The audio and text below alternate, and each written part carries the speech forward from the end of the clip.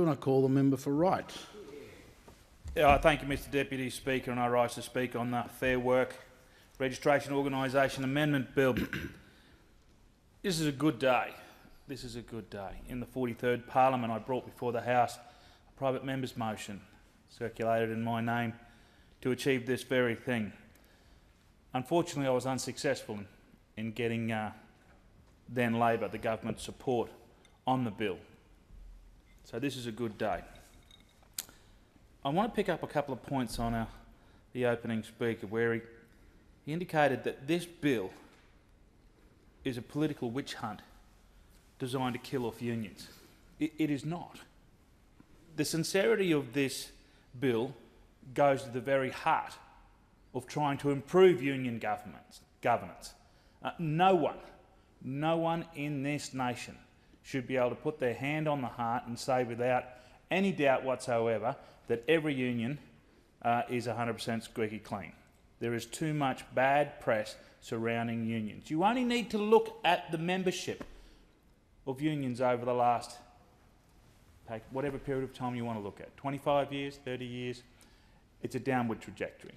It is a downward trajectory. Now, are people refusing to join unions because they believe that they're corrupt? No, I'm not suggesting that. Are they choosing not to join unions because it's no longer mandatory? Possibly. Are they choosing not to join unions?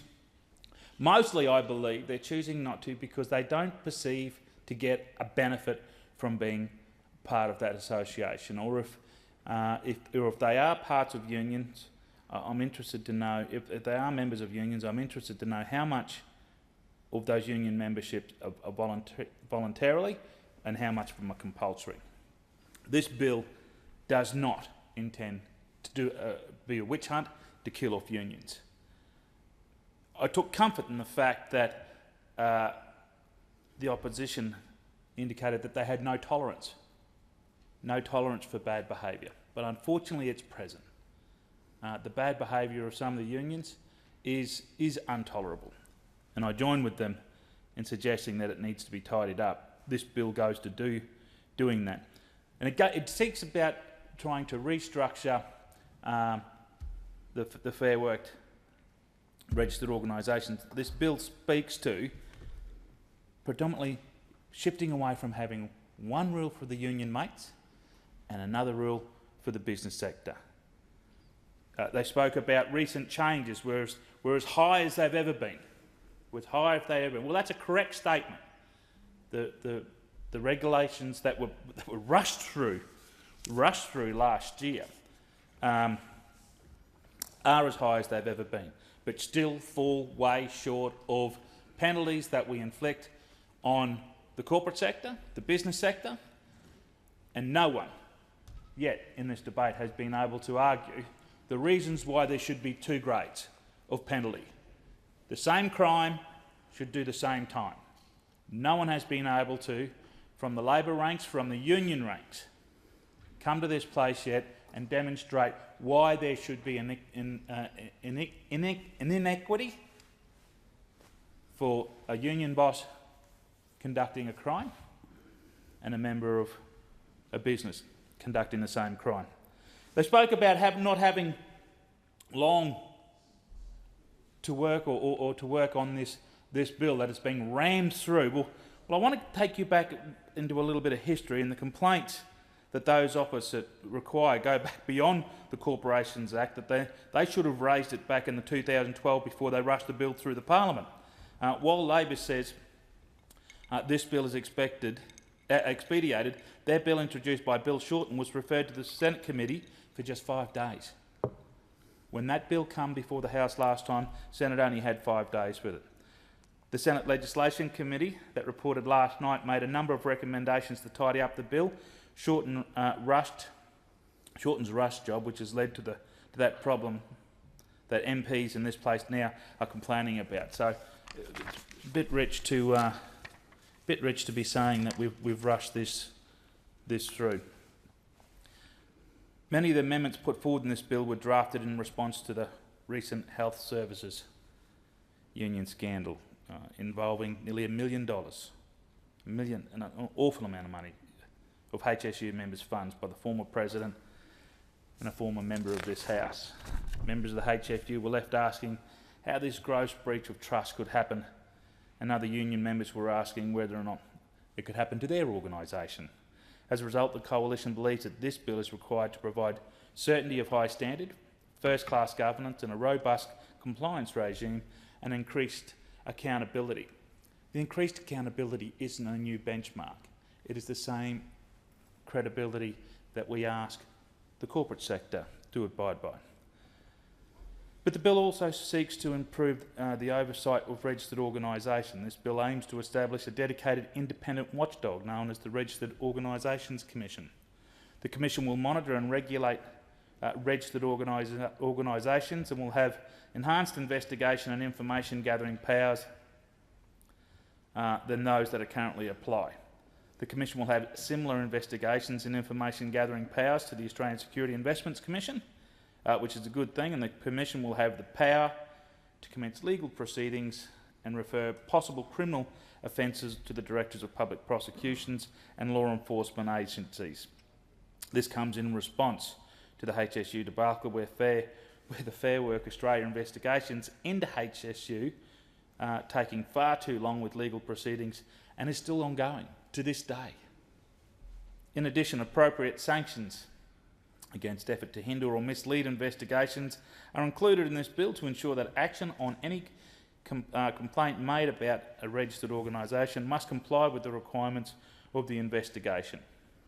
Most importantly, the bill introduces financial and operational reporting disclosure requirements. Many registered organisations control financial assets worth millions and millions and millions of assets, millions of dollars, and hold significant assets. They're effectively dealing with the cash flows and investments similar to those of large businesses. The proposed financial and operational reporting requirements align with those outlined in the Corporations Law to strengthen existing financial reporting disclosure and transparency obligations. It is entirely appropriate to expect a high standard of financial reporting from registered organisation, given the trust members place in their unions and employees associated to use those funds diverted from their membership fees to represent their interests rather than for alternative motives.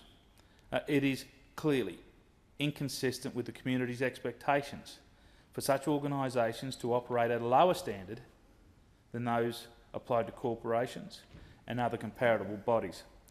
Under the proposed reporting and disclosure changes, registered organisations will need to disclose remuneration paid to their top 5 officers. That is a good thing. Officers will be required to disclose their material and personal interests, as well as conflict of interest to all members. Such a measure is being put forward to prevent individuals from benefiting from their role in the organisation. Members deserve to know who is in control of their money and where the conflicts may exist. All of the above proposed changes will have little or no effect if the penalties of wrongdoing are not high enough, and I believe at the moment they're not high enough. That's why we're looking to bring some type of centralised penalty regime in. Currently registered organisations and officers do not face the same consequences as company directors for their wrongdoings.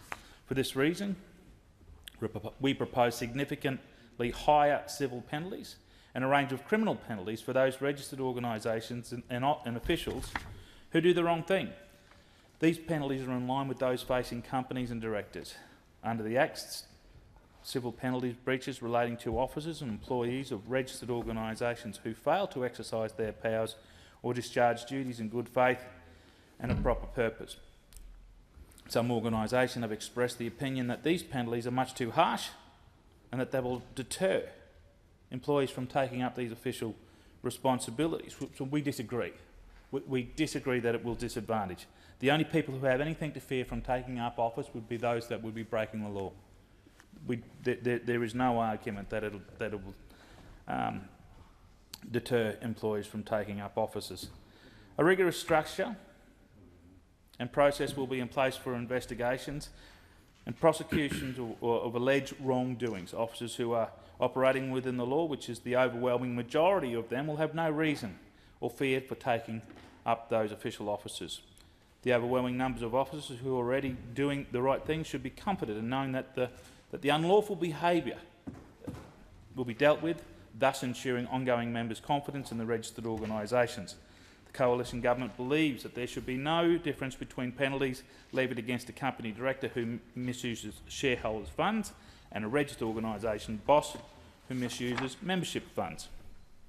You heard from some of the speakers earlier on about the support for this bill has come from wide and varied locations. In 2012, predominant union boss Paul Howes of the AWU said, "I actually believe that there is a higher responsibility for us as guardians of workers to protect the money and to act diligently and honestly. The reality is that I do not have an issue with increasing the levels of requirement and penalties." Now, to give Paul to throw him a boat, that was around the time where the HSU scandal was at its highest. It was at its highest. And he was trying to bring some credibility to the union movement by saying that he did not have a problem with what the coalition was trying to bring about. Kathy Jackson also made some comments. Kathy Jackson made some comments. She published an article around the same time in the Australian Financial Review. And she said, reform brought in by the coalition government and resisted by many unionists actually served for the better governance of unions. And I believe, as I start to wind up, my opening comments are of the same, are of the same ilk as Kathy Jackson's comments. This legislation seeks to bring returned confidence and credibility back to the union movement. It is not a political witch hunt designed to kill off unions. It is not. It is about trying to raise the bar, to return credibility to the unions movements. For too long, you have been, or the union movement have been susceptible to criticism because the bar has been set too low. But we understand, and I understand, why members of the other side need to come to this place and defend the position. Defend their position of that there must not be transparency, because a lot of their political career relies on an association with a union. One only needs to have a look at when I put the private members' motion up as to who spoke against it. Member for Throsby, to have a look at his dossier. National Secretary, Communications and Public Sector Union. The member for Shifley spoke against it. National President and Divisional Secretary for Communications Divisions, Communications, Electrical and Plumbing Union. Not one person who spoke against the introduction of my private members' motion. Every single one of them had some relationship to a union. Every single one of them. So they come in to do the union's bidding. And I would suggest that through this process, we will see more members come into this place who are reliant on the unions in some way or the other. But if only they could see the good that we are trying to achieve through this bill. And the good of this bill is about trying to bring transparency. Transparency, honesty, return integrity, because there is a place on the Australian landscape for the union movement. Long should they prosper. Long should they prosper, Mr. Speaker, the union movement here in Australia, but they should do it within the same confines as we ask our business sector to do. There should not be one rule for them and a different rule for other. If someone conducts a crime or misappropriates millions of dollars worth of funds, the penalty for someone doing it in the corporate sector must be the same. Unions will flourish and prosper. That might be a bridge too far for the introduction of this bill, but it is a good bill. It does speak to return credibility to the union movement, and Mr. Speaker, I'll be supporting this bill.